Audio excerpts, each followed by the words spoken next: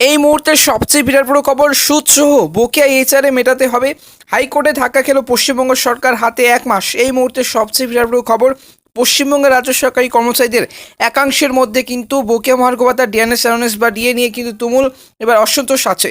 তার মধ্যে house rent allowance HRA সংক্রান্ত কিন্তু একটি মামলায় কলকাতা হাইকোর্টে ধাক্কা খেল পশ্চিমবঙ্গ সরকার। 1 মাসের মধ্যে নাকি সুদসহ বকেয়া ডিএ এবং বকেয়া হাউস রেন্ট অ্যালাউন্স এইচআরএ মিটিয়ে দেওয়ার দাবি এবার মিটিয়ে দিতে হবে। এইচআরএ পশ্চিমবঙ্গ সরকারকে নির্দেশ দিল কলকাতা হাইকোর্ট, সেই জন্য 1 মাসের মধ্যে এবার ডেডলাইনও কিন্তু বেঁধে দেওয়া হয়েছে। শিক্ষকদের দায়ের করা যে মামলার প্রেক্ষিতে সেই রায় দিয়েছে হাইকোর্ট। রাজ্যের যুক্তি খারিজ করে দিয়ে কলকাতা হাইকোর্টের নির্দেশ দিয়েছে যে ওই শিক্ষকদের 1 মাসের মধ্যে নাকি হাউস রেন্ট অ্যালাউন্স মিটিয়ে দিতে হবে। বিষয়টা ঠিক কী হয়েছিল, হুগলির একটি স্কুলের রাষ্ট্রবিজ্ঞানের শিক্ষক সুপর্ণা দাস সরকার সেই মামলা করেন।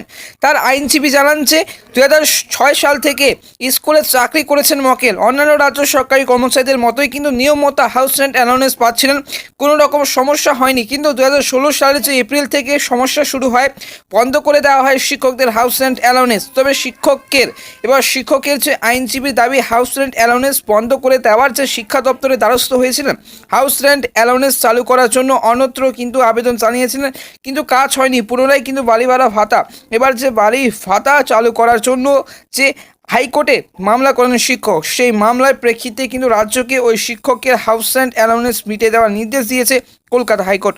যদিও রাজ্য সরকারের আইনজীবী দাবি করেন যে স্বামী এবং স্ত্রী দুজনেই কিন্তু চাকরি করলে হাউস রেন্ট অ্যালাউন্স পাওয়া যায় না। এমনকি স্বামী এবং স্ত্রীর মধ্যে যদি কেউ একজন বেসরকারি চাকরি করেন, তাহলেও কিন্তু অপরজনকে হাউস রেন্ট অ্যালাউন্স প্রদান করা যায় না বলে কিন্তু যুক্তি দর্শন এবার রাজ্য সরকারের আইনজীবী। 2012 সাল থেকে গত 2012 সালে সেই সংক্রান্ত কিন্তু নির্দেশিকা জারি করেছিল রাজ্য সরকার। পাল্টা শিক্ষকের আইনজীবী দাবি করেন যে রাজ্য সরকারের তরফে যে নির্দেশিকা দেখিয়ে তার মক্কেলের হাউস রেন্ট অ্যালাউন্স বন্ধ করে দেওয়া হচ্ছে, সেটা এখন ভিত্তিহীন হয়ে গিয়েছে।